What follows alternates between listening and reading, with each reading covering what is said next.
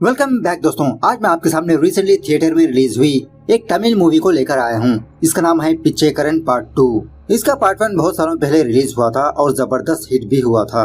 उसके बाद recently makers ने पार्ट 2 रिलीज किया। अब इस मूवी के बारे में बात करें तो एक बार जरूर देख सकते हैं। एक बहुत ही बेहतरीन सा मैसेज दिया है मेकर्स ने। तो चलिए फटाफट से मैं आपको इस मूवी की कहानी सुना देता हूँ। उससे पहले लुटा दो प्यार फॉर इंस्टाग्राम। कहानी की शुरुआत में अरविंद नाम के एक बंदे को दिखाया जाता है जो फिलहाल टीवी पर एक डॉक्टर का इंटरव्यू देख रहा होता है। इस डॉक्टर का नाम होता है डॉक्टर मेथा, जो एक न्यूरो सर्जन होता है या तो फिर न्यूरोलॉजिस्ट। और डॉक्टर मेथा का कहना ये है कि जिस तरह से बॉडी के दूसरे पार्ट्स को ट्रांसप्लांट किया जा सकता है, उसी तरह से ब्रेन को भी ट्रांसप्लांटेशन किया जा सकता है। मतलब किसी की बॉडी में दूसरे की ब्रेन फिट कर सकते हैं। जानवरों पर इसने ऐसा एक्सपेरिमेंट कर चुका है। अगर गवर्नमेंट इसको परमिशन दे तो अब ये इंसानों पर भी करना चाहता है।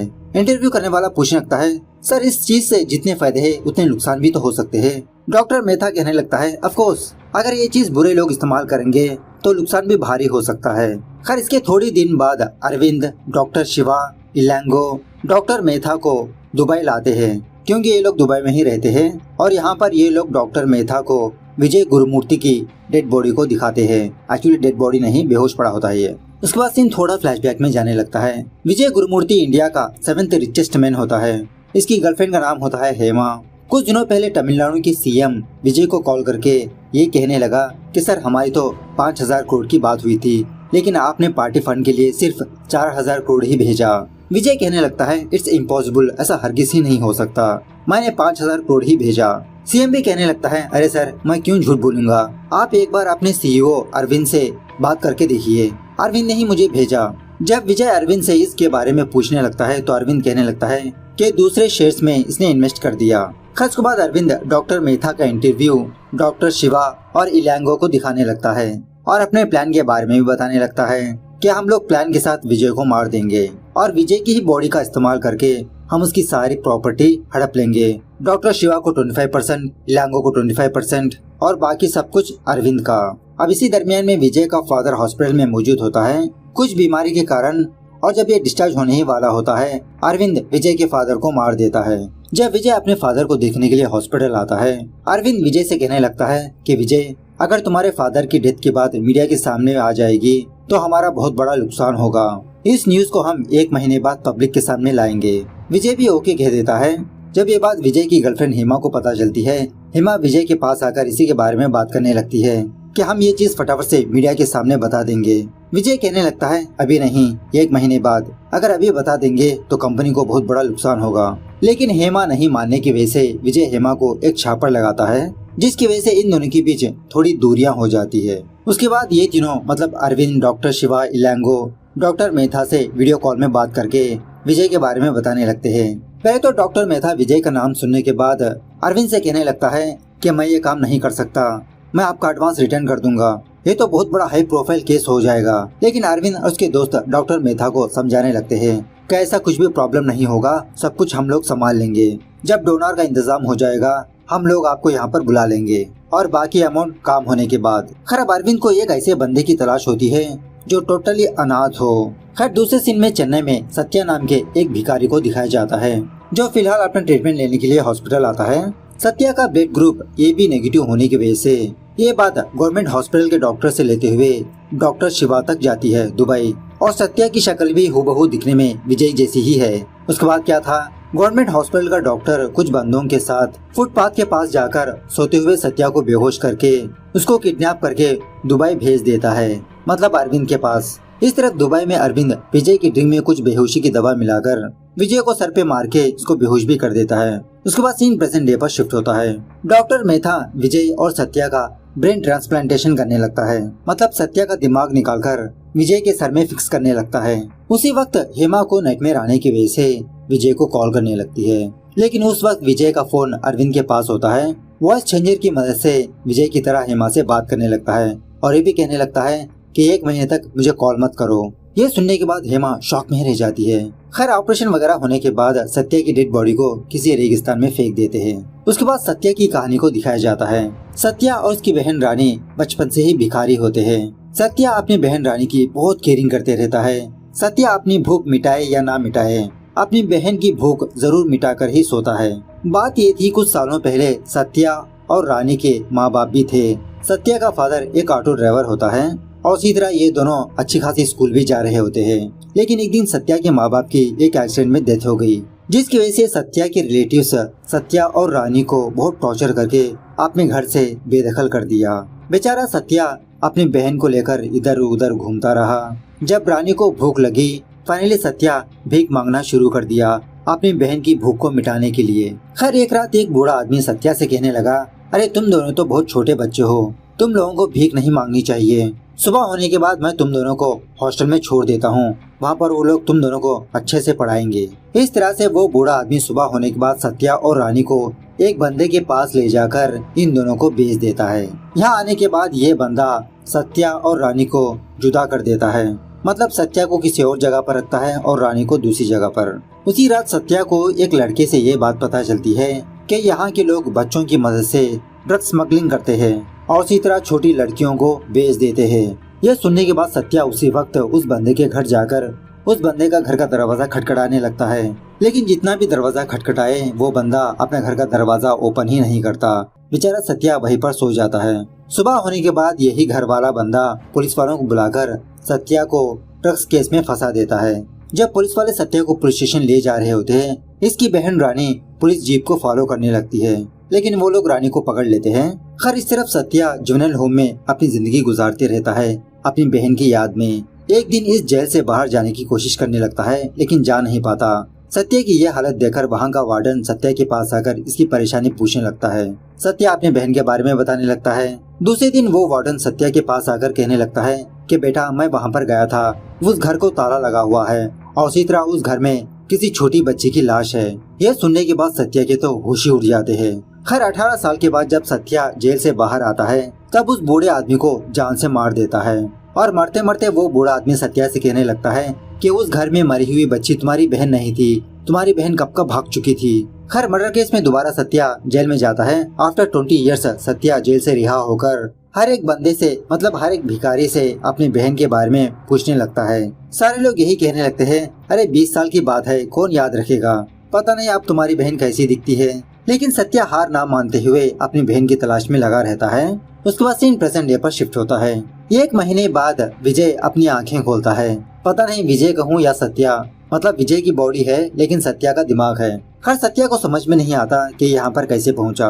उसके बाद अरविंद, डॉक्टर शिवा, इलांगो सत्या को अपने पास बुलाकर यही कहने लगते हैं कि तुम अब एक भिखारी नहीं हो, एक बहुत बड़े बिलियनियर हो तुम, बस तुमको हमारा कहना मानना होगा। इस तरह से सत्या को विजय की कहानी को बताने लगते हैं और सत्या से ये भी कहने लगते हैं, अगर तुमने हमारी बात मान ली तो विजय की आधी प्रॉपर्टी तुम्हारी, तुमको भीख मांगना ही नहीं पड़ेगा। लेकिन सत्या इसके लिए टोटली मना करने लगता है। यह सुनने के बाद अरविंद अपनी गन से सत्या को डराने की कोशिश करने लगता है, लेकिन सत्या अपना असली सच इन तीनों को बताने लगता है कि ये तो बचपन में भिखारी था, एक मर्डर केस में जेल गया, जेल से बाहर आकर छोटा मोटा काम करते हुए अपनी बहन की तलाश कर रहा है। इसी दरमियान में ये यहाँ पर पहुँच गया। यह सुनने के बाद अरविंद, शिवा, इलांगो शॉक में रह जाते हैं। अरविंद डॉक्टर शिवा को डांटने लगता है कि तुमने कहा था वो एक भिखारी है, लेकिन वो तो एक मर्डरर निकला, इससे हमारा काम नहीं हो पाएगा। डॉक्टर शिवा कहने लगता है, अरे अभी अभी तो होश में आया है ना ये, पहले हम लोग इसको पैसों का जलवा दिखाते हैं, फिर देखते हैं कैसे नहीं मानता हमारी बात। इस तरह से ये तीनों सत्या को विजय की प्रॉपर्टी के बारे में सारी डिटेल्स बताने लगते हैं कि विजय कितना बड़ा बिजनेसमैन है। उसके बाद अरविंद विजय की फादर की डेथ की न्यूज मीडिया में बोल देता है। उसी वक्त अरविंद सत्या को लेकर चेन्नई आता है, मतलब विजय के फादर के अंतिम संस्कार के लिए, और उसी तरह सत्या को एक एक गेस्ट के बारे में बताते रहता है। अरविंद के कहने पर सत्या किसी से भी बात नहीं करता। दूसरी तरफ सत्या की मुंह बोली बहन पोंगुड़ी एक पुलिस स्टेशन आती है एक इंस्पेक्टर से मुलाकात करने के लिए, जो लड़कियों का दीवाना होता है। एक्चुअली पोंगुड़ी के फादर का आंखों का ऑपरेशन करवाना होता है। इसी के बारे में मदद मांगने के लिए इस इंस्पेक्टर के पास आती है। ये इंस्पेक्टर पैसे तो दे देता है, लेकिन बदले में इसका शरीर लेने लगता है। इस तरफ अरविंद, डॉक्टर शिवा, इलांगो सत्या के पास आकर कुछ बात कर रहे होते हैं। तभी वहाँ पर हेमा आती है। सत्या को डांटने लगती है कि क्यों तुम मुझसे बात नहीं कर रहे, लेकिन सत्या को क्या जवाब देना है कुछ भी समझ में नहीं आता। फाइनली हेमा सत्या को बाय बोलकर वहाँ से चली जाती है। खास उसके बाद जब इलांगो सत्या को लेकर विजय के ऑफिस जा रहा होता है, सिग्नल आने पर सत्या फटाफट से गाड़ी से उतरकर अपना चेहरा ढककर पुलिस स्टेशन जाने लगता है। सत्या को यहाँ पर देखकर सारे पुलिस वाले शॉक में रह जाते हैं। इसी से मुलाकात करके सत्या अपने साथ जो हुआ वो सारी बात बताने लगता है कि सर, जैसा आप लोग समझ रहे हो, मैं विजय नहीं हूँ, बॉडी विजय की है, लेकिन सत्या नाम के एक भिखारी का ब्रेन है। विजय गुरुमूर्ति की प्रॉपर्टी को हड़पने के लिए बहुत बड़ा प्लान कर रहे हैं सर। है सुनने के बाद इस पुलिस वाले को कुछ भी समझ में नहीं आता। तभी आईजी गोपाल को कॉल करके, मतलब इस पुलिस वाले को कॉल करके कहने लगता है कि 20 दिन पहले दुबई में विजय सर का कुछ एक्सीडेंट हुआ था और इसी तरह रिसेंटली इनके फादर की डेथ हो गई। वो थोड़ा बहकी बहकी बातें कर रहे हैं। विजय सर की टीम आने तक तुम बस उनकी बातें सुनते रहो। उसी तरह से थोड़ी देर के बाद अरविंद पुलिस स्टेशन आकर सत्या को वहाँ से ले जाता है। रात होने के बाद सत्या को किसी जगह पर लाकर ये तीनों सत्या को बहुत ही बुरी तरह से मारने लगते हैं। सत्या इन तीनों से यही कहने लगता है कि सर, मुझे आपका पैसा नहीं चाहिए, मुझे बस मेरी बहन चाहिए। हर उस कमरे से बाहर आने के बाद अरविंद, शिवा, इलांगो यही डिसाइड होते हैं कि सत्या को मार देंगे, किसी और बंदे को ढूंढेंगे हम। लेकिन ये तीनों सत्या को मारने से पहले ही सत्या इन तीनों को मार के समंदर के बीचों बीच इनकी डेड बॉडीज को फेंक देता है, मतलब डबल्स बन के अंदर डुबा देता है। हर सुबह सत्या दोबारा भिखारी बनकर मैडी नाम के एक बंदे से मुलाकात करके सत्या का दोस्त बताने लगता है और इसका नाम भी सत्या ही बताने लगता है। अब ये भी भिखारी होने की वजह से मैडी सत्या को अपने प्लेस पर ले जाता है, मतलब सोने के लिए। सोते समय जब सत्या अपनी बहन की फोटो देख रहा होता है, हवा के जरिए से ये फोटो उड़कर एक बूढ़े आदमी के पास जाती है। वो बूढ़ा आदमी सत्या से कहने लगता है, आओ बेटा बैठो, मुझे पता है तुम कौन हो। तुम अपनी बहन रानी की तलाश में हो, लेकिन तुम्हारे पास लक्ष्मी माता खुद ब खुद चल कर आई है। तुम्हारा जन्म ऐसे ही नहीं हुआ।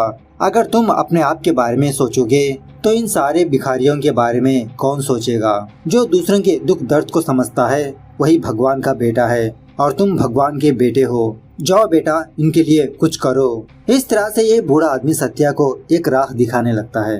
हर सुबह होने के बाद ये बात पता चलती है कि सत्या की मुंह बोली बहन पोंकुड़ी मर चुकी है। कुछ लोगों ने इसका बहुत ही बेरहमी से बलात्कार कर दिया। थोड़ी देर बाद क्राइम स्पॉट पर वो पुलिस वाला आता है जिसने पोंकुड़ी को पैसे दिया था। उसी जगह पर दो लोग होते हैं। पुलिस वाला इन दोनों को साइड में बुलाकर पूछने पर ये दोनों यही कहने लगते हैं कि उस लड़की की डेड बॉडी को यहाँ पर फेंकते समय एक बंदे का फोन यहाँ पर गिर गया, उसी को तलाश कर रहे हैं। और इसी तरह इस कांड के पीछे एक पॉलिटिशियन का भी हाथ होता है। पुलिस वाला उस बंदे से जब फोन में बात कर रहा होता है तभी वहाँ पर सत्या अपना चेहरा छुपा कर आता है। मतलब सत्या ने ऑलरेडी इस पुलिस वालों को उन दोनों बंदों से बात करते हुए देख लिया था और उनकी बातें सुन ली थी। यहाँ पर एक जबरदस्त फाइट होती है। फाइट होने के बाद इन्हीं लोगों से सच उगलवा लेता है और इन लोगों की वीडियो एक पुलिस वाले को दिखाने पर पुलिस वाला इन चारों को लॉकअप में बंद कर देता है। एक्चुअली इन चारों में से एक पॉलिटिशियन का भी बेटा होता है। खास बात, जब सत्या पेपर पर अपना कंप्लेन लिख रहा होता है तभी वो पुलिस वाला इस पुलिस ऑफिसर को कॉल करके सारी बात बताने लगता है। मतलब इनमें से एक पॉलिटिशियन का बेटा है, सारे लोगों को छोड़ दो। और इसी तरह इस पुलिस स्टेशन में वो पॉलिटिशियन भी आता है। पुलिस वाले इन सारे भिखारियों को पुलिस स्टेशन से बाहर भगाने लगते हैं और वो भी मारते पीटते हुए। ये सब कुछ देखकर सत्या फाइनली सीएम को कॉल करके एक छोटी सी हेल्प मांगने लगता है। देखते ही देखते ये बात उस पुलिस स्टेशन के पुलिस वाले के पास जाने पर ये पुलिस वाला उन चारों को रिहा नहीं करता। फाइनली सत्या इस पुलिस ऑफिसर के पास आकर यही बताने लगता है कि हम जैसे भिखारियों के लिए पुलिस वाले ही एक इंसाफ का सहारा है। अगर आप लोग ही बड़े बड़े पॉलिटिशियंस के हाथ बिक जाओगे तो हमारा कौन सहारा बनेगा। उसके बाद सत्या भिखारी का गेटअप निकालकर विजय गुरुमूर्ति बन जाता है। विजय के ऑफिस जाकर सारे लोगों को मीटिंग पर बुलाने लगता है। पहले तो बोर्ड ऑफ मेंबर से सत्या विजय बनकर अपने बारे में बताने लगता है कि मैं पिछले कुछ दिनों से बहुत ही अपसेट चल रहा हूँ। उसी तरह इन दोनों में मैंने काफी सारी चीजें जानी है। एक मामूली इंसान को अपनी जिंदगी बसर करने के लिए साल में उसको 10 लाख रुपए चाहिए और मेरे पास हद से ज्यादा प्रॉपर्टी है। मेरे पास जितनी प्रॉपर्टी है उस प्रॉपर्टी से 10 लाख साल जी सकता हूँ मैं। लेकिन इंसान की जिंदगी का कोई भरोसा नहीं। एग्जाम्पल, मेरे फादर की ही मौत देख लो। इंडिया में ऐसे काफी सारे लोग हैं जो तरह तरह की बीमारियों से, भूख से, बेघर से मर जाते हैं। इन सारे लोगों की मौत का कारण हम जैसे रिच पर्सन्स है। इसीलिए मैंने सोच लिया कि मेरे पास जो एक्स्ट्रा पैसे है, एक्स्ट्रा प्रॉपर्टी है, वो सारी प्रॉपर्टी गरीबों के लिए खर्च करना चाहता हूँ। आज के बाद से कोई भी गरीब नहीं होगा, भूख से नहीं मरेगा। उसके बाद वहाँ के सारे लोग ये देखते हैं कि सत्या अपने राइट हैंड से सिग्नेचर कर रहा है, हालांकि विजय लेफ्ट हैंडेड होता है। दूसरे दिन सारे टीवी न्यूज चैनल्स में इसी के बारे में न्यूज चलती रहती है कि विजय ने एंटी बिकली नाम का एक नया काम को स्टार्ट किया। आखिरकार ये एंटी बिकली क्या है? अब तक कोई भी नहीं जानता ये बिकली का मतलब क्या है। और इस एंटी बिकली में विजय गुरुमूर्ति ने ये ठान लिया कि सारे गरीबों को बहुत ही कम कीमत में जरूरत की चीजें देने वाले हैं, जैसे 3 रुपए में साबुन, 20 रुपए में 1 लीटर दूध और इसी तरह 23,000 में रहने का घर। जरूरत की चीजें खरीदने के लिए विजय गुरुमूर्ति ने चेन्नई में एंटी बिकली नाम का एक बहुत बड़ा शॉपिंग मॉल भी ओपन कर रहे हैं। खैर इसी दरमियान में एसी गोपाल सत्या से मिलने के लिए उसके घर आता है, अरविंद, शिवा, इलांगो के बारे में पूछने के लिए। मतलब ये तीनों मिस हो चुके हैं, इसकी कंप्लेंट एसी के पास आ चुकी है और इसी तरह ये पुलिस वाला सत्या पर शक करते रहता है। उसके बाद सत्या एंटी बिकली शॉपिंग मॉल को ओपन करने से पहले शहर के सारे पब्लिक को वहाँ पर जमा करता है। पहले तो सारे पब्लिक को बिकली के बारे में समझाने लगता है कि आखिरकार ये बिकली क्या है। सत्या ने अपने खुदी से इस वर्ड को बनाया है और सत्या उन लोगों को बिकली बुलाता है जो लोग दूसरे लोगों पर जुल्म उठाकर अपना फायदा हासिल करते हैं। इसका बेस्ट एग्जाम्पल है जब कोरोना के वक्त ऑक्सीजन सिलेंडर्स ज्यादा कीमत में बेचने लगे। ये सारे लोग बिकली के अंडर आते हैं और इसी तरह कम कीमत में गरीबों की प्रॉपर्टी हड़पना, पैसों की लालच देकर गरीब औरतों का फायदा उठाना। क्यों हमेशा गरीब गरीब रहकर ही मर जाता है और अमीर बनता जाता है? ऐसे ही बिकली की लोगों की वजह से। ऐसे बिकली लोगों को सबक सिखाने के लिए अब एंटी बिकली आ चुका है। इस एंटी बिकली शॉपिंग मॉल में आपको हर एक चीजें मिलेंगी। अब देश में कोई भी गरीब नहीं रहेगा, भूख से कोई भी नहीं मरेगा। सारी पब्लिक इस एंटी बिकली के शॉपिंग मॉल में जाकर अपनी अपनी जरूरत की चीजें खरीदने लगते हैं, बहुत खुश होने लगते हैं। खैर एक दिन दुबई टू चेन्नई आने वाली फ्लाइट समंदर में कोलैप्स हो जाती है, काफी सारे लोगों की जान जाती है। शॉकिंग बात यह है कि वो फ्लाइट उसी जगह पर गिरी होती है जहाँ पर सत्या ने अरविंद, शिवा, इलांगो को डाला था। उसके बाद पुलिस वालों को ये बात पता चलती है कि उसी जगह पर 3 अननोन डेड बॉडीज पाई गई। उन तीनों डेड बॉडीज को निकालकर पोस्टमार्टम करने पर यह बात पता चलती है कि इन तीनों को बुलेट से मारा गया और इसी तरह ये भी पता चल जाता है कि ये तीनों अरविंद, डॉक्टर शिवा और इलांगो है। ये जानने के बाद एसी गोपाल को सब कुछ समझ में आ जाता है कि इन तीनों को मारने में शायद सत्या का हाथ हो सकता है और यही बात सीएम के पास जाकर सब कुछ बताने लगता है। मतलब एक दिन विजय पुलिस स्टेशन आया था और अपने आप को सत्या बता रहा था। उसके बाद सीएम एसी गोपाल सत्या से मिलने के लिए उसके घर जाते हैं और सीएम गोपाल को थोड़ा बाहर वेट करने के लिए कहता है। सीएम सत्या से कहने लगता है कि अच्छा हुआ वो एसी गोपाल मेरे पास आकर तुम्हारे बारे में बताया। अगर तुम हाँ कह दो तो हम गोपाल को मारकर विजय की प्रॉपर्टी को 50-50 में बांट लेंगे। सत्या कहने लगता है कि मुझे किसी की भी प्रॉपर्टी नहीं चाहिए सर, और जो आप पर भरोसा करे उसको धोखा मत दीजिए। अगर मैं प्रॉपर्टी ही चाहता तो गरीबों में नहीं बांटता इसे। और एक्चुअली इन दोनों की बातें दरवाजे के बाहर रहकर गोपाल सुन रहा होता है। उसके बाद सत्या चेयरमैन के पोस्ट से रिजिग्नेशन देकर हेमा को साइनिंग अथॉरिटी बना देता है। आज के बाद से हेमा ही इस कंपनी को चलाएगी। इसी मीटिंग के दौरान सीएम अपने आदमियों को सत्या के पास भेजता है, मतलब सत्या को मार पीट के प्रॉपर्टी हासिल करने के लिए। तो यहाँ पर एक जबरदस्त फाइट चलती है। उसके बाद सत्या हेमा को कॉल करके सब कुछ सच सच बता देता है कि मैं आपका विजय नहीं हूँ, बॉडी सिर्फ विजय की है लेकिन दिमाग सत्या का। मेरे जाने के बाद मेरे इस अधूरे काम को आपको ही पूरा करना पड़ेगा, मुझे सिर्फ आप पर ही भरोसा है। दूसरी तरफ सीएम सत्या के ऊपर केस ठोक देता है और अपने लॉयर को बुलाकर कहने लगता है कि इससे मिलो, ये है विजय का कजिन अविनाश। तुम किसी भी तरह से कोर्ट में केस जीतकर सारी प्रॉपर्टी अविनाश के नाम करवानी होगी। इस तरह से सत्या को अरेस्ट करके कटघरे में लाया जाता है। सीएम का लॉयर आर्गुमेंट करते हुए सारे इल्जाम सत्या पर डालते हुए सत्या को कड़ी से कड़ी सजा देने के लिए कहता है। अब सत्या के पास कोई लॉयर नहीं होता, ये अपना खुद का डिफेंस करने लगता है। जज से कहने लगता है कि मैंने उन तीनों को मारा लेकिन अपने आप को बचाने के लिए, और उसी तरह मैंने विजय गुरुमूर्ति के पैसों को अपने ऊपर खर्च नहीं किया, सिर्फ पब्लिक में बांटा। प्लीज सर, चाहे तुम मुझे अरेस्ट करके जेल में डाल दो लेकिन मैंने जो काम स्टार्ट किया उस काम को मत रोकिए। आपको पता नहीं हर रोज भूख की वजह से कितने लोग मरते हैं। इसी दरमियान में हेमा भी कटघरे में आकर अपना एक बयान देने लगती है कि एक्चुअली हेमा मां बनने वाली है विजय की। सो सारे सबूतों को ध्यान में रखते हुए जज ये फैसला सुनाने लगता है कि विजय गुरुमूर्ति की सारी प्रॉपर्टी की हकदार अब हेमा है, क्योंकि हेमा विजय की फियांस है। और इसी तरह जो कटघरे में खड़ा है सत्या, उसको मर्डर केस में 10 साल की सजा देती है कोर्ट। फाइनल सीन में जब सत्या अरेस्ट होकर जेल जा रहा होता है, वो एसी गोपाल सत्या के सामने उसकी बहन को लाकर रखता है। इतने सालों बाद अपनी बहन को अपनी आंखों के सामने देखकर सत्या बहुत रोने लगता है। और इसी तरह रानी ने एक अपाहिज बंदे से शादी कर चुकी होती है और इन दोनों की एक छोटी बच्ची भी होती है। हेमा सत्या से प्रॉमिस करती है कि इन तीनों की देखरेख करेगी जब तक ये वापस ना लौटे। इस तरह से ये मूवी यहाँ पर दी एंड होती है।